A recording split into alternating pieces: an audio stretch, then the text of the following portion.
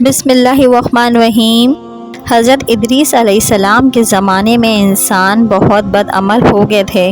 فرشتوں نے بارگاہ الہی میں عرض کیا کہ مولا، انسان بہت بدکار ہے، یہ خلافت کے لائق نہیں، انہیں معزول کر دیا جائے یا کم سے کم خلافیہ یہ رہیں اور وزیر ہم، تاکہ ہم ان کے بگڑے کام سنبھال لیں۔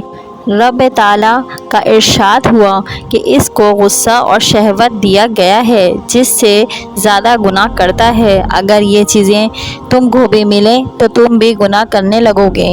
فرشتے بولے کہ مولا کریم، ہم تو گناہوں کے پاس بھی نہ جائیں، خواہ کتنا ہی ہمیں غصہ اور شہوت ہو۔ حکم ربی ہوا کہ اچھا، تم اپنی جماعت میں سے سب سے اعلیٰ درجے کے پرہیزگار فرشتے چھانٹ لو، ان کو غصہ اور شہوت دے دیتے ہیں اور پھر امتحان شروع ہو جائے گا۔ چنانچہ ہاروت اور ماروت، جو بڑے ہی عبادت گار فرشتے تھے، انتخاب میں آ گئے۔ اللہ تعالیٰ نے ان کو یہ چیزیں یعنی غصہ اور شہوت دے کر شہر بابل میں اتار دیا اور فرمایا کہ تم قاضی بن کر لوگوں کا فیصلہ کیا کرو گے اور روزانہ اسم اعظم کے ذریعے شام کو آسمان پر آ جایا کرو گے۔ یہ دونوں 1 مہینے تک ایسے ہی آتے اور جاتے رہے۔ اتنے عرصے میں ان کے عدل و انصاف کا چرچا عام ہو گیا اور بہت مقدمے ان کے پاس آنے لگے۔ ایک روز نہایت حسین اور جمیل عورت نے، جس کا نام زہرہ تھا، یہ ملک فارس کی رہنے والی تھی، اس نے اپنے خاوند کے خلاف مقدمہ دائر کیا۔ یہ دونوں اسے دیکھتے ہی عاشق زدہ ہو گئے اور اس سے برے کام کرنے کی خواہش کی۔ اس نے کہا، میرا دین کچھ اور ہے اور تمہارا دین کچھ اور اختلافات ہوتے ہوتے یہ نہیں ہو سکتا۔ نیز میرا شوہر بہت غیرت مند ہے، اگر اسے خبر لگ گئی تو مجھے قتل کر دے گا، لہٰذا پہلے تو آپ میرے بت کو سجدہ کرو اور پھر میرے شوہر کو قتل کرو، پھر میں تمہاری اور تم میرے۔ انہوں نے انکار کر دیا۔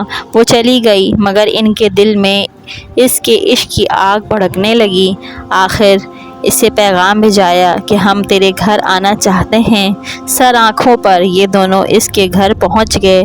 اس نے اپنے آپ کو آراستہ کیا اور ان سے بولی کہ یا تو آپ لوگ مجھے اسم اعظم سکھا دیں، یا بت کو سجدہ کریں، یا شوہر کو قتل کر دیں، یا شراب پی لیں۔ انہوں نے سوچا کہ اسم اعظم اسرار الہی ہے، اس کو ظاہر کرنا بہت ظلم ہے، رستی کرنا شرک ہے اور قتل حقوق العباد۔ لاؤ شراب پی لیتے ہیں۔ شراب پی لی۔ جب شراب پی کر مست ہو گئے تو زہرہ نے ان سے بت کو سجدہ بھی کروا لیا، اپنے شوہر کا قتل بھی اور اسم اعظم کو بھی پوچھ لیا۔ زہرہ تو اسم اعظم پڑھ کر صورت بدل کر آسمان پر پہنچ گئی۔ حق تعالیٰ نے اس کی روح کو زہرہ ستارہ سے متصل کیا اور اس کی شکل زہرہ ستارہ کی طرح ہو گئی۔ جب ان کا نشہ اترا تو وہ اسم اعظم بھول چکے تھے اور اپنے کیے پر شرمندہ تھے۔ اللہ تعالیٰ نے فرشتوں سے فرمایا کہ انسان تو میری تجلی سے دور رہتا ہے۔ یہ دونوں تو شام کو حاضر بارگاہ ہوتے تھے، پھر بھی شہوت سے مغلوب ہو کر سب کچھ کر بیٹھے۔ اگر انسان سے گناہ سرزد ہو تو کیا تعجب ہے۔ تمام فرشتوں نے خطا کا اقرار کیا اور زمین والوں پر بجائے لعن طعن کرنے کے ان کے لیے دعائے مغفرت کرنے لگے۔ قرآن فرماتا ہے، پھر یہ دونوں حضرت ادریس علیہ السلام کی بارگاہ میں حاضر ہوئے اور شفقت کے طلبگار ہوئے۔ آپ نے ان کے حق میں دعائے مغفرت کی۔ بہت روز کے بعد حکم الہی آیا کہ ان کو اختیار دیجیے کہ یہ دنیاوی عذاب کو قبول کریں یا آخرت کا۔ حضرت ادریس علیہ السلام نے انہیں حکم الہی پہنچایا۔ انہوں نے عرض کیا، یا نبی، اللہ نے دنیا کا عذاب فانی اور آخرت کا عذاب تا آخر تک باقی رہے گا۔